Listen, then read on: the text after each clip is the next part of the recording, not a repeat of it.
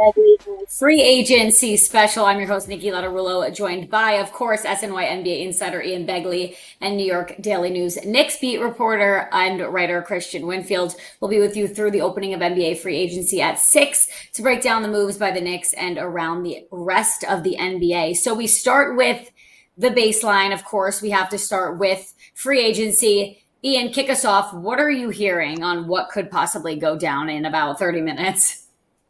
Yeah, I don't know if anything is going to hit right at the start of free agency. Knicks don't have a ton of money to spend, so they'll probably be checking in on players and competing with other teams who are interested in those players. One is Russell Westbrook.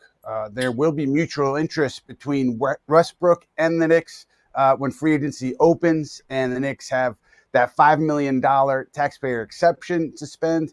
They have veterans minimum exceptions to spend, and I think that Westbrook would listen with intent to possibly come here. I know that he is interested, so we'll see where that shakes out, because Westbrook is going to have plenty of suitors, and the Knicks, I'm sure, are not going to put all their eggs in one basket in terms of the backup guard position. But I know that they've been looking at backup guard, the market there for a while. We talked about Trey Jones, the mutual interest last summer between the Knicks and Trey Jones. Tyus Jones, not Trey Jones.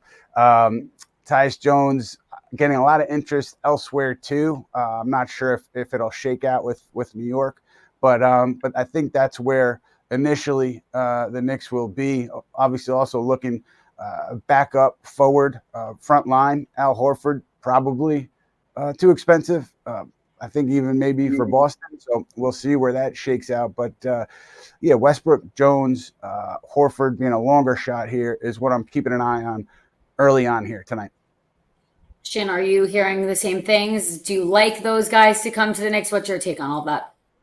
Listen, I think what Ian said about Russell Westbrook is spot on, especially when you consider the struggles the Knicks had last season in minutes that Jalen Brunson was off the floor. That's what we saw in the playoffs. We saw it during the regular season, especially when you're able to add someone like Russell Westbrook, who's capable of doing more than just scoring. He's a guy who can create for everybody else on the floor, pushes it in transition, crashes the glass. He's just a do-it-all. Obviously, a former MVP, Mr. Triple-Double himself not too long ago. So that'll be a welcome addition. And as Ian said, I don't know if it's possible, but if this team was able to somehow get Al Horford on a discount, I mean, number one, you bring Al Horford to the big bodega, and now you got Cat and Al Horford on the same team. That would be the locker room would be different nonetheless. But if you're able to add a guy of that caliber in terms of just being able to space the floor, all the intangibles, the veteran leadership that he brings, not sure that it can happen, but if it was able to be possible, you talk about a team that has two guys in Cat and Mitchell Robinson who've kind of been dealing with injuries at the five. That's something else that they need, is insurance at the center spot. Ian, we just heard Kristian mention the veteran leadership. Do you think that role would fit him well for the Knicks? Do you think he could take that leadership role with the experience he has? Obviously, he's not the same guy that was the MVP, but just can bring a lot to the table. I mean, you listen to players talk about Westbrook, it's almost like the opposite of the way he's talked about in the media sometimes. His teammates love him. And I know there was hiccups in Los Angeles with the Lakers a couple of years ago, but I think that's the exception and not the norm with Westbrook. So, I do think he would have a positive impact on that locker room. Obviously, he's been in the league a long time, seen everything. And I think that the size probably would be good for the Knicks, the intensity coming off the bench. But I just wonder about health, because that's been a question for Westbrook for a while now. And then the shooting improved in Denver. But if you have Westbrook on the floor with like a Mitchell Robinson or a Josh Hart, the spacing could be tough. So there'll be issues to work out there. But I do think these two will be talking at least after 6, and Sacramento is in there as well. They've been aggressive. They will be aggressive, And so when you look at Sacramento, I think Dennis Schroeder is a candidate for them. So maybe it's either or, but the Knicks will be competing with former GM Scott Perry over there in Sacramento for Westbrook services. Where do you think Westbrook would fit into this Knicks rotation, or do you think he'd be a good fit there on the floor? Oh, he'd be an amazing fit. If you're talking about just 6-man, you have to remember, like, the Knicks bringing Deuce McBride off the bench and him being the 6th man, it had mixed results because at times you maybe wanted him to play that point guard floor general off the bench, but in reality, he's better suited as an off-ball type of guard who's also going to be a pest on defense. What the Knicks really needed coming off the bench was someone who can handle the ball, initiate some offense, create for himself and others, and that's what Russell Westbrook's built a Hall of Fame career on, right? So if they're able to get him, it'd be great. Like Ian mentioned, I'm not sure that the salary numbers are going to match up because of what the Knicks can offer and what he might be able to get on the open market.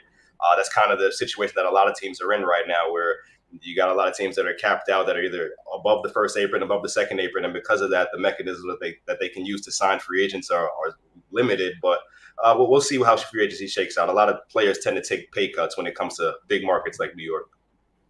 The Knicks bench was not great last year. They didn't bring too much to the table until the end of the season. So to have a guy that can score a lot off the bench would be really helpful for the Knicks. But we'll head back to free agency in just a bit. Let's talk about the coaching search. I know it's kind of weird to talk about players and they don't have a head coach right now that would be coaching them. Ian, where do we stand right now on the Knicks head coaching search? Yeah, progress has been made. I'm not sure that we're in the final stretch here, but like I said it last night, and I do think it's true that this thing should be wrapped up by the end of the week, I would assume, because of the progress that's been made to date. We noted, Mike Brown had really made a good impression during his interview. New York Post reporting Brown would be back for a second interview. And there, I think, is where you probably meet the owner, and if things go well from there, then you move forward. But I do think that, Brown, again, did really impress the group when he was in there to interview initially, around the same time as Taylor Jenkins. And so we've got Brown, you got Jenkins, you got James Borrego, you got Micah Nori as the four known candidates that the Knicks have interviewed, at least to my knowledge. And, I know that there was some reporting on Dawn Staley. I don't know specifically there what the contact was, but I do think that at the end of the day, the Knicks probably, or I think they will, go with a head coach that has head coaching experience in the NBA, and that's not something that Staley has. So, yeah, I don't think it'll end up being Staley as we move through the process. Kristian, do you like Mike Brown if he gets this job? What do you think he brings to the table? How do you feel about if he does get this job? One thing about Mike Brown is he's won everywhere he's been, right? This is a guy who's a well-respected head coach who's gone to the NBA Finals before. When you're talking about coaching LeBron James when he was on Cleveland the first go-around, right? So well-respected head coach. Not sure it's the name that a lot of Knicks fans were hoping to expect. When you part ways with a guy like Tom Thibodeau, who brings you the most successful season you've had in a quarter century, right? Like you're expecting either a splashy name or a name of a guy who's won a title before, or even maybe a young guy with a different perspective on basketball, right, than maybe a Mike Brown. But if you just look at the way Mike Brown coached in Sacramento and he kind of revitalized that, you had guys, you have the moment where he's like turn on the Jets and they lightened up the beam, right? That's all Mike Brown related. And I think he's a guy who brings maybe some fun, maybe a different view, different perspective. I'm not sure that, if this is the hire that they make, I'm not sure that fans are going to be running laps around MSG in celebration outside. But this is a guy with a proven track record of winning. It's just, is he the guy that's going to be able to get you over the hump? If the Knicks can win and get over the hump, then I think the fans will be running laps around because they'll be happy with any guy that could finally get them back into the finals. Ian, Jason Kidd's name kind of keeps coming up, but it looks like the Mavs are not really budging. Do you know anything about that, or is it just a no-go? Yeah, I think that, in a perfect world, Jason Kidd would be the Knicks head coach. Obviously under contract in Dallas. You had Nico Harrison, top basketball executive in Dallas, saying after the draft, Jason's going to be here next year. And, I haven't heard anything in terms of movement in any other direction. And, I would think at the very least Kidd gets an extension or maybe some added money to his deal in Dallas because of the Knicks interest and how real that it was and it's been. But I haven't heard any movement there in a bit. So the other thing that interests me, at least, is Billy Donovan, Chicago, reported extension there. And I know that there was a deal that was, I assume, agreed upon, but it hasn't been official yet. So that's a little strange. But I do think, Kidd, longer shot at the moment. Donovan, as soon as he signs it, obviously is not an option, but it's bizarre that he hasn't signed it yet. And then Mike Brown. And I'm curious to see if Taylor Jenkins gets a second interview. I hadn't heard as much, support or enthusiasm for Jenkins as I had for Brown in that interview process the first go around. Anything you've heard about the Jason Kidd situation, or would you want Jason Kidd to be the head coach? What is your thoughts? When you like I mentioned earlier, when you part ways with a guy who gets you to the Eastern Conference Finals, gets you back-to-back 50-win seasons, right? And he's kind of revitalized what New York basketball is. It's big shoes to fill, right? And if there's anyone that could have possibly been capable of filling those shoes, Jason Kidd fits the bill on different metrics, right? He took the Mavericks to the championship, well, at least to the NBA Finals, right? As a guy who's coached a couple of different players, coached Giannis, coached Jalen Brunson, right? So there's the familiarity there if they were to pursue a Giannis deal. But at the end of the day, when you look at the coaches that the Knicks pursued in terms of, requesting permission to interview these guys, these are coaches that are clearly coveted by their teams, right? To the point where you've got guys that are signing extensions, and then Billy Donovan's obviously it's up in the air, but it was agreed upon. So the Knicks are obviously doing their due diligence. But honestly, if you were able to get Jason Kidd, I mean, you couldn't have drawn up a better storybook finish. Someone, a guy who ended his career with the Knicks and then comes back to coach the Knicks. Storybook finishes that he leads them to a title. Maybe it's not meant to be this time around, but we'll see what happens. I would love to see Jason Kidd as the next one. I was like a Nets fan when I was a kid, and I loved Jason Kidd. So that would be a cool full circle moment for all like the young New York kids that used to like him when he was on the Nets. All right, let's go back to some of the free agency talk. You guys mentioned Al Horford earlier. You said possibly maybe too expensive for the Knicks. Ian, do you think he's someone they could retain, or is the money kind of too much? I mean, I assume that he'll get more than that $5 million number that the Knicks can offer in year one, with that exception. Have to assume that. But, Boston, I'm assuming, too, they have something on the table for him, and maybe there's some way that they can kind of sweeten the deal and bring him back. I know they want him back.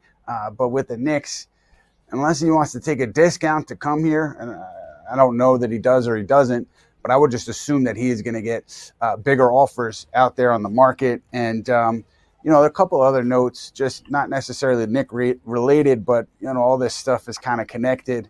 I think that, Gary Trent is going to end up back in Milwaukee when it's all said and done. And I think you're also going to have, strong interest from Detroit on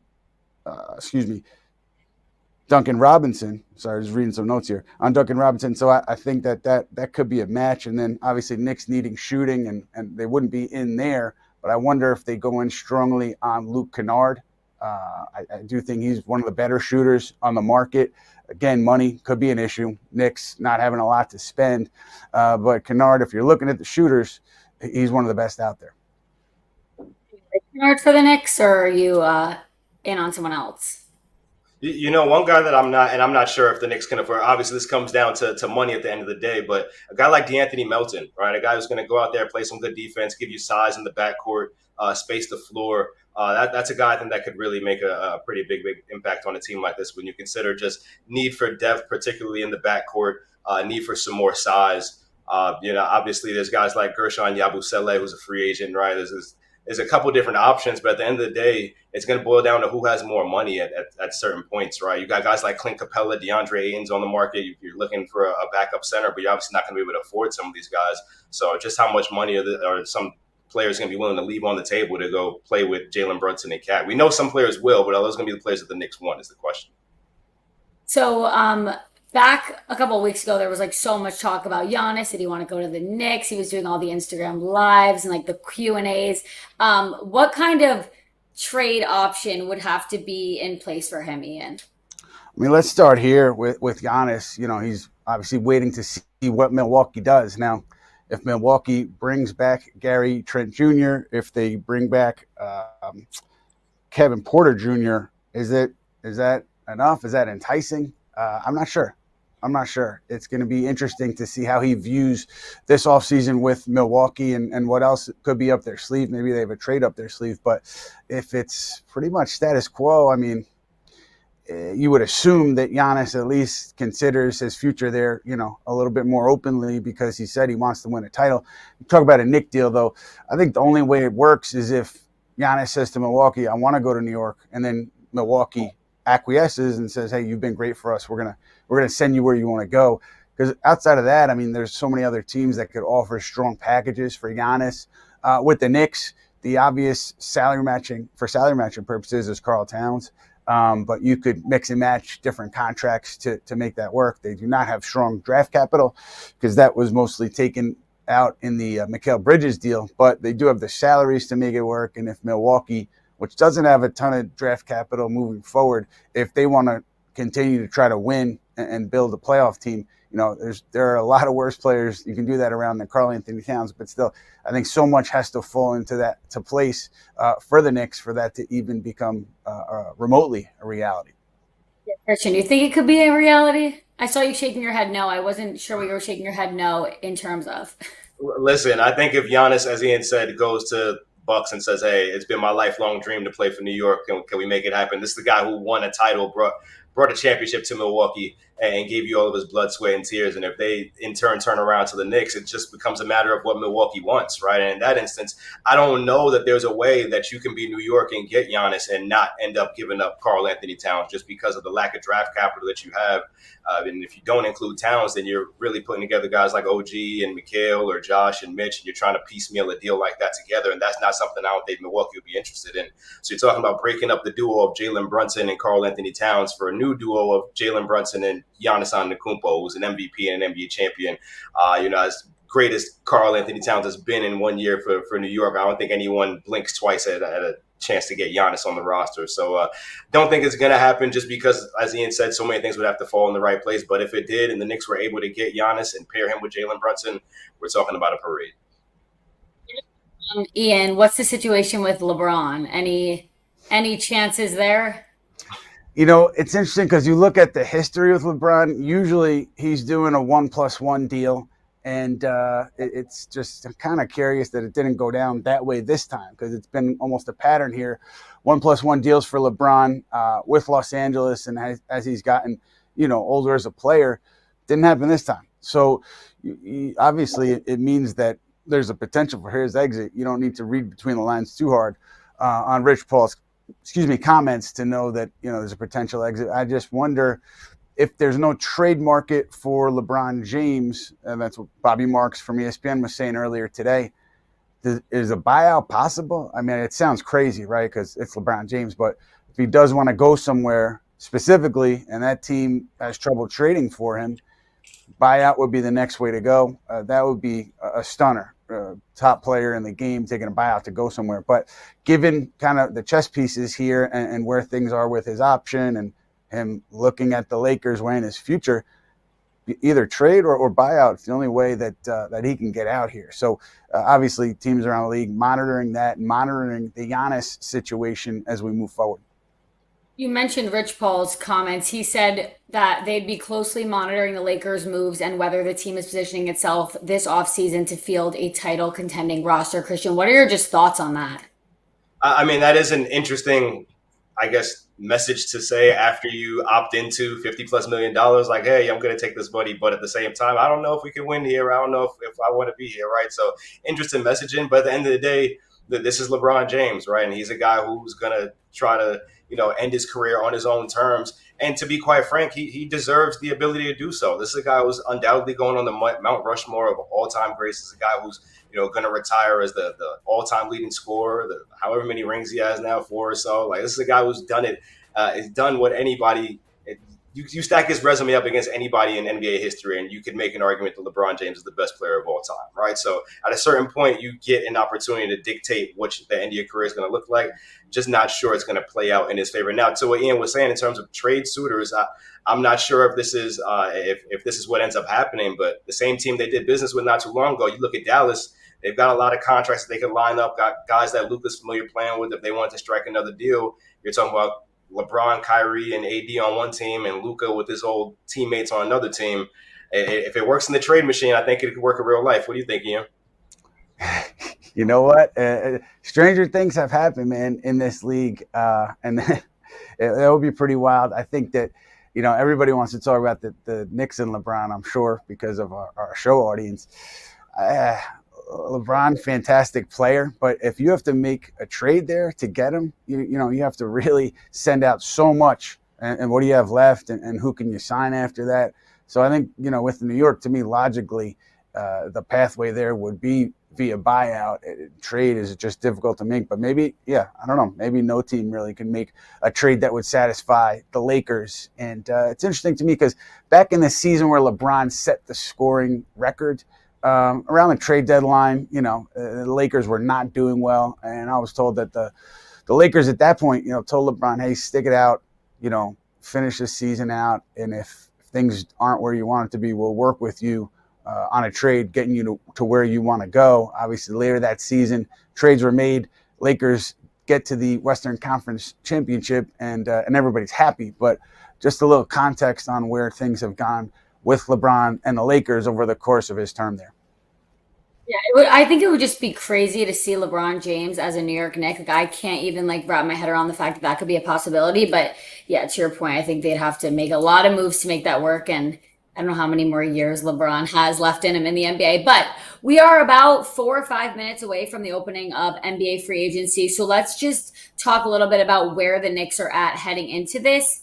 Kristian, I'll start with you. Where do they stand financially heading into free agency? Like, realistically, how much can they do here? It's tough, right? This is a team that's about, now with the PJ Tucker decision, about $11 million under the second apron. There's still about a couple $100,000 over that first apron. No real cap space in terms of being able to sign free agents outside of the taxpayer mid-level, which is about $5.6 million in veteran minimum contracts.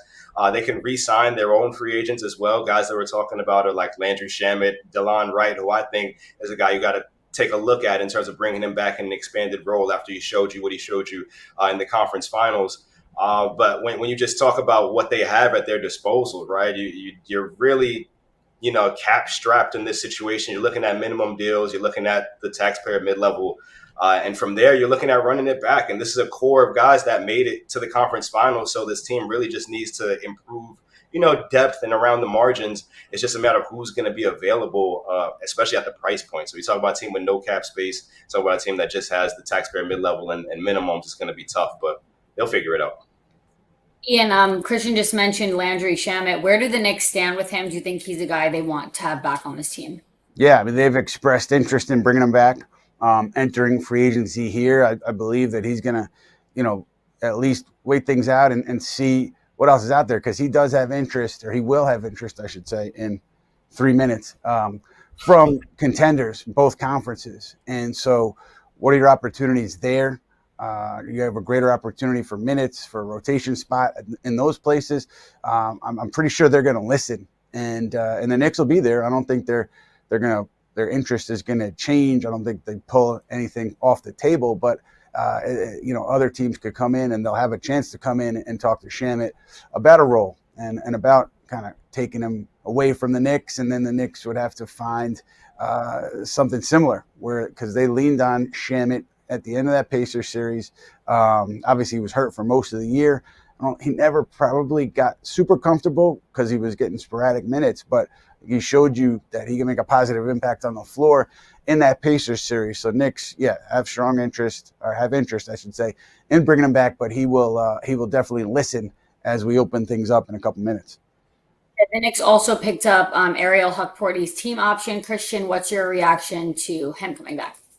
It would have been foolish not to. This is a guy who kind of took that backup center role when Jericho Sims got traded, and I think he would have continued his development had he not, got injured. I think he had a meniscus injury in the latter half of the season. So it's a guy that you have to bring back and try to develop, because he showed you some signs of being a guy that can come in and play some serviceable backup minutes, especially when you consider Mitchell Robinson is his injury history. And we know that Mitch came back and he played the rest of the season, but we're talking about a guy that's missed time each of the last few years. You need insurance at the center position. And if Hukporty is able to stay healthy, he's a guy that gives you that. He brings a lot of good energy. He was starting to put things together when he unfortunately got hurt. So good decision to bring him back.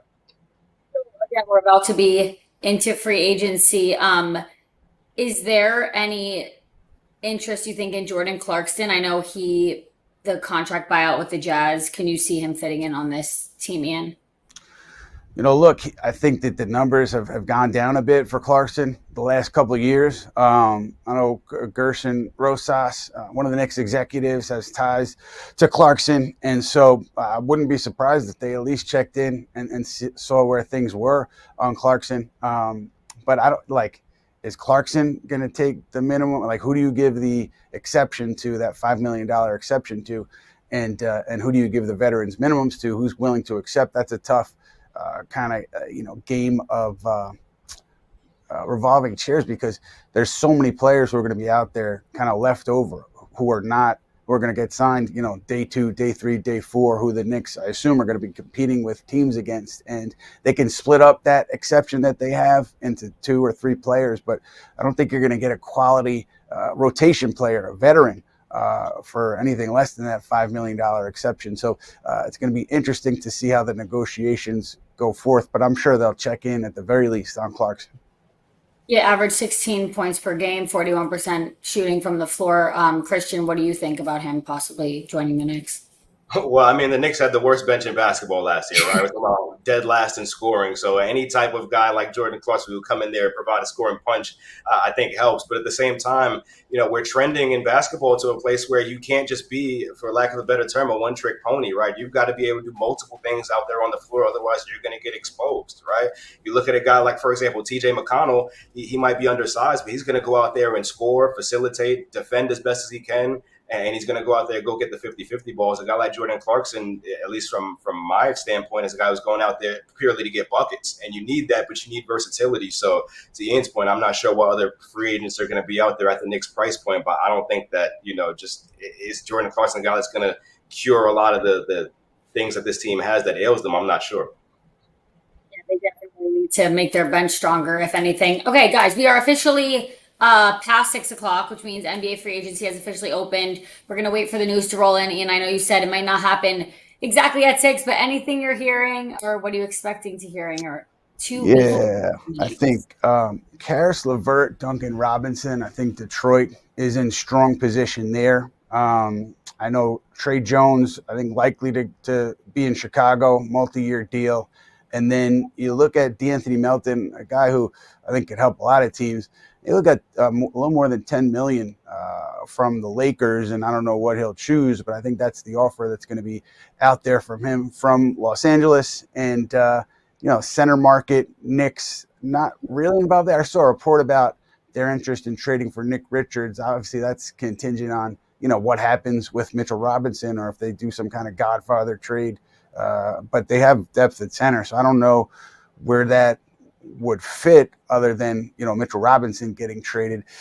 So the pieces will be moving. I think Kevin Porter Jr., like we said earlier, probably going back to Milwaukee, and we'll see where things go with Russell Westbrook in the Knicks.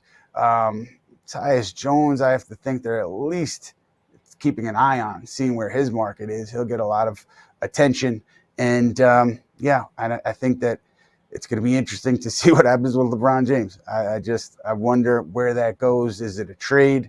Is it a buyout, which would be crazy? Does he end up staying in LA because he likes what the Lakers did? A lot to figure out for these teams, including the Knicks, starting right now. Can you hear anything as it passes 6 p.m.? No, I'm sitting here looking just like everybody else right now. It's one thing that I'm just interested in right now is just when you look at the Knicks and you look at what they had to do to assemble this roster, and you look at the payroll that's associated with it, right? Like, it kind of puts you in a position now where you can't be as aggressive with free agents because, as we noted, a guy like DeAnthony Melton, who I thought maybe could fall into that $5.5 million range in New York, could get $10 million from LA, right? So it's a tough spot for the Knicks to be in, but at the end of the day, this is a team that's already, we'd say, maybe 70, 80, 85% constructed that just needs to be improved around the margins, and they need to get a head coach, right? So if their biggest free agent acquisition right now is a head coach, I think that satisfies everything. At this free agency period, what are you looking for? What do you think the Knicks need to be prioritizing right now? I mean, I wonder, campaign. I don't know where things stand there with Payne and the Knicks, but I do know, obviously, they're looking at the backup guard market. So you put 2 and 2 together, and maybe Payne is an option for them, but maybe they're looking at what their other options might be as things get underway here in free agency. And Precious Achiuwa, he was on, I believe, a $6 million deal this past year.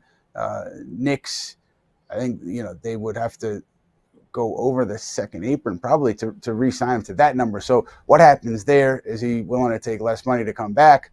What's the market look like for him? DeLon Wright, kind of similar, obviously getting him in the trade for Jericho Sims. It's just these depth pieces. I don't think the Knicks there's no need really to move quickly on the depth pieces. So it makes sense to me for the Knicks to kind of keep an eye on the market, see where things go as we open up here at 6 p.m. and see what they could do to upgrade that bench. Because barring a crazy trade, something unforeseen out of Milwaukee or LA, this is probably going to be the group, and then you fill it out around the edges on the bench. And I think that's what you'll see here in free agency with the Knicks. So you mentioned the backup guard market. I'm going to give some names to you guys, and then you could tell me if you think they would fit in with this Knicks team. Kristian, we'll start with you. Trey Mann, the Hornets declined the qualifying offer, traded for Colin Sexton to replace him. Would he be a good fit for the Knicks? I think so. I think it gives them a different look in terms of backcourt punch off the bench, right? As a guy who, I think he's a guy who got a lot of Allen Iverson comparisons, right? Who doesn't necessarily have his game in terms of how he plays. But this is a guy I think that can really come in and make a difference off that bench. What do you think, Ian? Yeah, man. Look, the idea that Charlotte was out there it's interesting because he's a young guy, obviously talented. And I did hear that he was looking for a lot when you were talking about the extensions, possible rookie extensions. He was looking for a big number that Charlotte wasn't willing to do. And they basically said, go find it in free agency. So I assumed that the qualifying offer was going to be extended there, and they would say, go give it a shot. For the Knicks, obviously, they want to win a championship. Is Trey Mann, has he showed you enough over the course of his early career here where he could be trusted night in and night out to do what you need off the bench from him? And I don't know if he's there yet. I don't know how the Knicks view him, but to me, that's what you're looking at here with the Knicks. You're looking at veterans, guys who have an established track record, who you can kind of count on what they're going to bring to the floor night in and night out. I'm not sure if Trey Mann fits that description yet. Any interest in Chris Paul, Kristian? I think Chris Paul will be an interesting name, right? Especially at this stage of his career. Probably at this point, get him on a minimum deal, right? And now you're bringing in a guy who's, we talk about floor general. He's nicknamed the point guard. I don't know how much better it gets than that. There's going to be some defensive shortcomings, right? But you're talking about a guy who can come on the floor and stabilize the offense in minutes that Jalen Brunson's not out there. And then you're also talking about a veteran leader for that locker room, right? So I think it will make sense. It's just a matter of, in terms of guarding and defense, well, what's that going to look like? But even at his age and at his size, he's the guy who's just going to give you everything he's got. I wouldn't mind bringing him in, especially if it's at the minimum. If it's more than the minimum, I don't know. If we're talking about that taxpayer mid-level, I don't think that you give that to Chris Paul just because of what this roster needs. But if you're talking about coming to New York on a minimum deal, I think you give that a good look. Yeah. I'm sorry, guys. I'm just seeing something come in here. And, Chris Paul, I don't think, like the reporting says, that he wants to stay close to home. His family's not in New York. And so there's been Chris Paul to New York kind of rumors that had some substance to them in the past. I don't see it happening now. Obviously, he's a West Coast guy. He'll have opportunities to play in the West, I'm sure. Lakers, Clippers, Phoenix, other teams, I'm sure would have strong interest in bringing in a guy like him who is a veteran, can still play, obviously, just gives your locker room immediate credibility. I don't think the Knicks would be able to get him because of his desire to stay close to home. And you said you saw some things coming in. Anything interesting? Anything of note? No, just a couple. Nothing that the Knick fan out there would be interested in. Just some more Detroit stuff about Duncan Robinson. I think that, when it's all said and done, he'll get multiple years from Detroit. And it might have happened already, but I do think that that Detroit will be in good position on those guys, as we said earlier. And I think I think Malcolm Brogdon, I think Dallas will be in there on him, depending on who else is available on the point guard market, because they'll need somebody, right? Kyrie Irving hurt. They'll need a veteran to kind of bridge the gap there. And I think they'll take a look at Brogdon, a serious look at Brogdon. But I think for the Knicks, it starts with Sacramento and who they end up with in their guard spots, because they'll be there for Westbrook. But if they go ahead and they sign a Dennis Schroeder and another veteran, and obviously Westbrook would not be an option there. So keep an eye on what Sacramento does in terms of the Westbrook New York situation. Just posted a couple of minutes ago. He said it's 6:01. I ain't seen one deal. What happened to the game? I love Kristian. What's your reaction to that? Were you hoping there'd be some more like tea right off the bat? No, I was expecting this, right? We're talking about a bunch of teams that are in this CBA era where you're kind of in some constraints based on what your situation is, right? You've got teams like the Knicks that have to match dollar for dollar what's going out, right? You've got other teams that can't really aggregate players, and you got so many different rules by which teams have to, do business by, that sometimes it's difficult to strike some of these deals. I also think when you just look at some of the teams and just the layout of the NBA right now, the Eastern Conference is pretty much in a pattern right now where, aside from Giannis, you got a bunch of teams that are competing for the spots that Boston and Indiana kind of left open with their injuries. And then out west, you've got OKC, but you got Houston that's getting ready for a run. You think the Lakers are going to try to make a run for something if possible, right? You got, I think each conference kind of knows where they stand. So I'm not sure. I'm not sure what we see, if there's going to be any big fireworks here, if it's not going to be Giannis or LeBron on the move. Yeah. Just hoping something big's going to happen and just shock the whole Twitter world, but it doesn't really seem like that's the case yet. Ian, what do you think the teams that have been the Knicks' biggest problem, Boston, Cleveland, Indiana, what are they going to do? What are they going to do in free agency, do you think? Unfortunately, with Boston, obviously, and with Indiana, and even Milwaukee to an extent, with the injuries to Damian Lillard and Tyrese Halliburton and Jason Tatum, their plans changed, right? And one interesting thing that I had heard, at least before Halliburton got hurt, was that the Pacers were going to have some interest in trading for ex-Knick Dante DiVincenzo. Obviously, Halliburton gets hurt, though. Their plans change. I mean, you look at what Boston's doing. They're shedding money. It seems like they're operating with their eyes on 2 years from now when Tatum comes back, and they want to, have some flexibility to add people when Tatum's back. And, they took calls on Jaylen Brown. They took calls on Derek White. So that tells you kind of where they are in terms of this coming season. And Milwaukee's going to try its best, but, they weren't great last year. They didn't have great consistency last year. So I think the Knicks are in an advantageous position when you look at the East with these injuries. Obviously, Cleveland healthy, coming back a 60-plus win team. Orlando getting Desmond Bane. They should be right there in the East. But things are more wide open than they had been, unfortunately, because of these injuries to the key players. Yeah, the Knicks are actually in a good spot with how bad some of the team's injuries are. Kristian, do you agree with what Ian just said about all those teams? Yeah, as long as the Knicks can, address their depth, I think that this is a perfect window for them right now. You look at Orlando, adding Desmond Bane, as Ian mentioned. I think that's a team that last year, if they're not decimated by injury, that's another team that we're talking about that can maybe pull an upset. You look at Detroit. Detroit is, if Malik Beasley and Tim Hardaway Jr. can hit some shots, we might go to Game 7, and we don't know how a Game 7 ends up between them and the Knicks right now. So that's the team you got to look out for. But right now, if you're telling me who's in the driver's seat of the Eastern Conference, especially when you consider Darius Garland's going to miss some time for Cleveland too, I think it's the Knicks right now. Especially you consider they got the same core coming back. You're adding ideally some more depth and a coach that can maybe maximize some guys' strengths that weren't getting maximized last year. You're talking about a Knicks team that, I said it earlier, number one seed. I think they can feasibly do that as long as they address their shortcomings this free agency.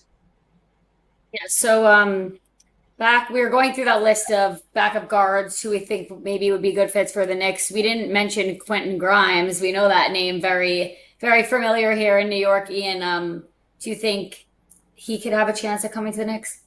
I mean, look, Philadelphia, to me, you'll have to resign him because of the way the transactions went to get him here. And I know it's tricky when players put up big numbers late in seasons that are kind of when the playoffs are out of reach. But Grimes did a great job. And so somebody is going to pay him. He's not coming back to New York. I'd be stunned if he came back to New York. I don't think that's happening.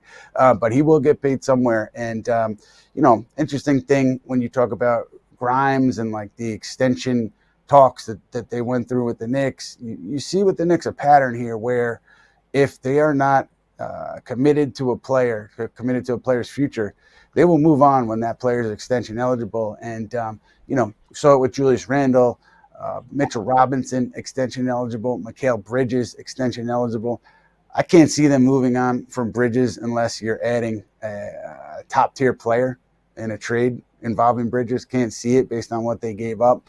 Robinson, his value is at its highest. We know that based on how he's played. But can you afford to give him up? You need an insurance policy there if you're trading him. And so I'm interested to see the extension talks for Robinson, where that might go. And then I think the Knicks, once they get the coach and sort through a few things on free agency, you'll start to see them decide in earnest, I think, on Bridges and the future there. Popper tweeted, not hearing it's done, but sounds like the Knicks have set their sights on Jordan Clarkson once he clears waivers. Unexpected fine for them at a low cost after he was bought out by the Jazz earlier in the day. Kristian, we just spoke about him. They need a really good player off the bench. What's your reaction to that? Yeah, I'm interested to see what number they got him for. But if this is true, then you're talking about a guy who instant spark plug can come off the bench, light it up. I think Knicks fans will love watching him play just because he just comes onto the floor and is a flamethrower once he gets out there, almost like Jamal Crawford in a way. And now you kind of can ensure that on any given night, your bench can compete with another team's bench. This is a Knicks bench that was getting outscored with regularity. We're talking about every game. And now you're getting a guy who's known to be one of the more flammable guys off the bench in terms of scoring. So depending on what price they got him for, I like the deal. What about you, Ian? Would you like him? Yeah, he's an established player in the league. Would I like him? I don't think that matters that much. I think it's do the Knicks see him as a fit? And we talked earlier about the connections there. Gerson Rosas, Knicks exec, has a history with Clarkson. And so Clarkson, obviously, very good scorer, and the Knicks need that. And he's got size. The Knicks need that. And, you could see how the fit makes sense. Utah, obviously, going in a different direction there with where they are, going young, and it seems like they're playing for a draft pick again. But they also wanted to trade Clarkson badly. There was no market there, so you wonder, why was there no market there? Why weren't teams interested in trading for him? And why did it have to come to this with the buyout? But yeah, I think given the connection there, Rosas, Clarkson, given the Knicks' need for scoring, wouldn't surprise me at all if the Knicks were aggressive there. Let's kind of circle back on Russell. I almost said Russell Wilson, Russell Westbrook. Kristian, do you see that being like a big possibility?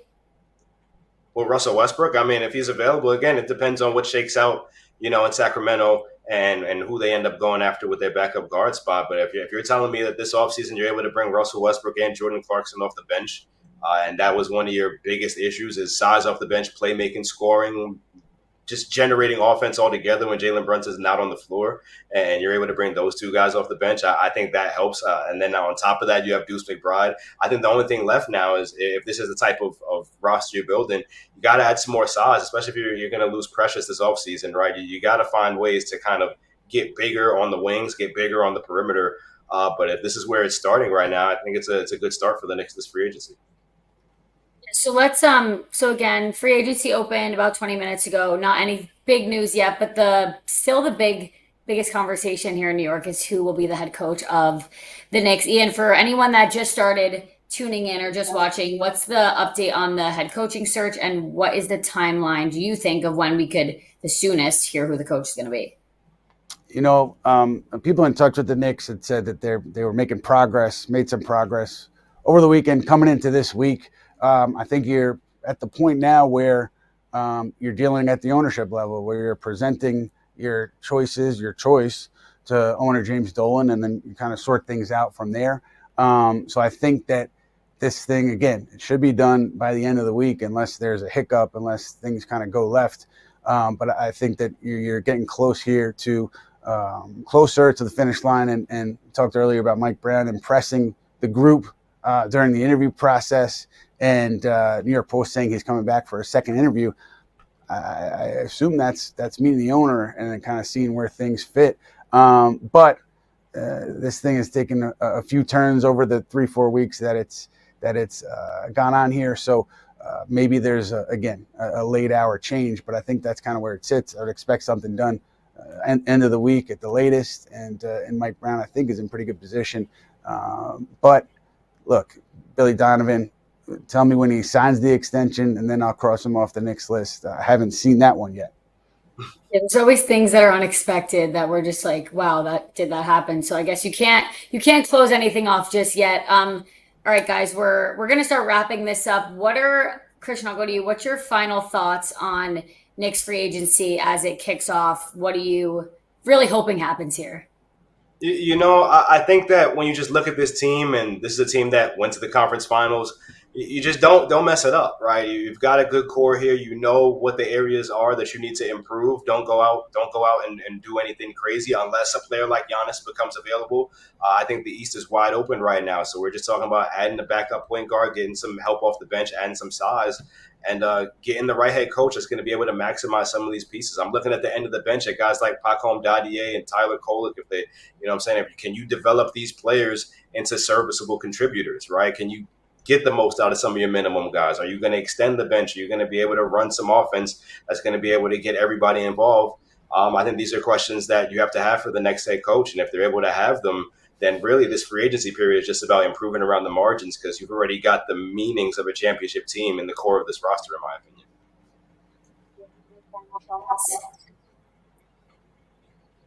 I'm sorry, Nick, I didn't hear you there.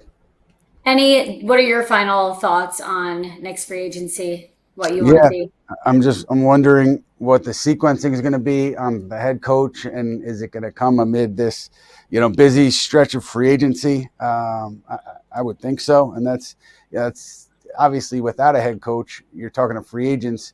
It's hard to tell agents or the players kind of who they're going to be coached by. But maybe now, if the Knicks feel like they're getting closer, maybe they can tell agents, hey, we think it's probably going to be, Mike Brown or Taylor Jenkins or whatever it may be. And maybe that helps them with the process. Maybe that's why they've gotten to where they've gotten here at this point, which is making progress, something final, I would think, by the end of the week. The Knicks are keeping you very busy this 4th of July weekend. Ian will keep us up to date on all things Nick, all things free agency, all things NBA. But that'll do it for us here on the Putback with Ian Begley, our free agency special. No moves have been made just yet, but once they break, we will be with you to react to every addition to the New York Knicks roster on SNY social media and, of course, our YouTube page. For Ian Begley and Kristian Winfield, I'm Niki Lattarulo. We will see you back here very soon.